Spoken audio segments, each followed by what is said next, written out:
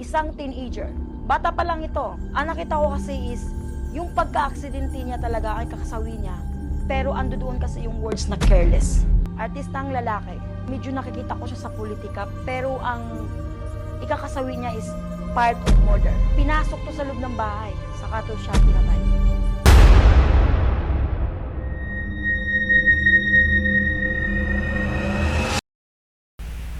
Hello po mga ka-PTV, sa video na ito ay tatalakayin natin ang masasamang pangitain ang magaganap sa ating bansa ayon sa mga visions ni Madam Buguti Balbin.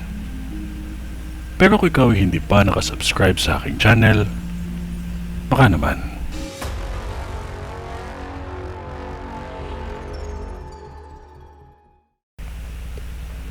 Uulitin ko po sa lahat na kung ano man ang ipinakita ng Diyos sa akin ay hanggang doon lang din ang aking masasabi. Hindi man siya bumaba sa lupa upang tayo ay balaan, gumamit siya ng mga taong tulad ko upang maiparating ang mga babala para sa atin. May 4 na taga-showbiz ang nakakita ko na magpapaalam sa mundo, at ang 2 dito ay mga legenda sa mundo ng showbiz. Itong 2 aktibo pa at lumalabas pa sa telebisyon. Ang isang taga-showbiz ay matagal na din ito sa paggawa ng pelikula, ngunit bata pa ito. Kilala ito at sikat pa din. At may karelasyon itong politiko na may negosyo. Aksidente ang ikakasawi nito. May kilalang artista na nasawi ang kanyang ina dahil na din sa karamdaman at stress.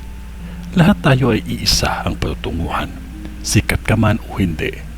Maging maingat ang isa pang artista na masasawi.